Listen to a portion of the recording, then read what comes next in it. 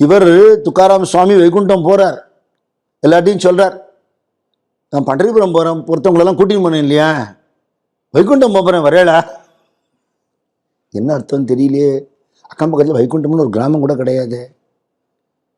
ஒருவேளை வைகுண்டம் போறதுன்னா செத்து போறதுன்னு அவர் மீன் பண்ணுவாரானால் யாரையா உடம்ப விடுவா? 1000 வேலை இருக்கே நமக்கு. நம்ம இருந்துதான் எல்லாத்தையும் பண்ண போறோம்னு நினைச்சிட்டு இருக்கோம்ல. எவ்வளவு பெரிய முட்டாள்தனம் அது. நான் இல்லைன்னா இங்க ஒன்றும் நடக்காதுங்கிறான், நீ இல்லைன்னா ஒன்று நன்னா நடக்கும். அதுதான் நிஜம். நமக்கு தெரியல, யாரும் பதில் சொல்லலை. அவரோட தினம் பஜனைக்கு வர்றவா கூட பதில் சொல்லலை. நீங்களாம் இப்படி இருக்கலேன்னு சொல்லலை. மகான்கள் இப்படி சொல்ல மாட்டான். பரவாயில்ல, நான் உங்கள்ட்ட சொல்லிட்டு போறேன்.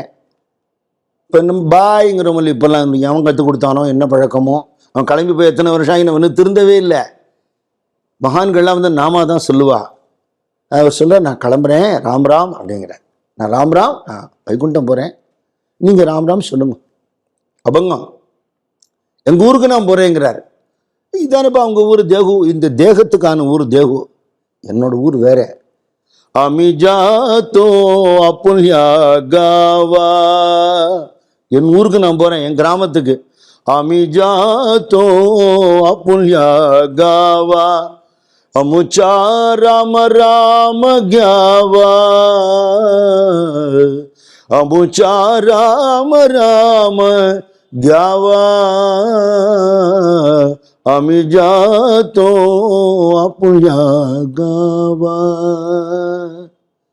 இதுதான் ஒரு ஞானிக்கும் அஜ்ஞானிக்கும் உண்டான வித்தியாசம்.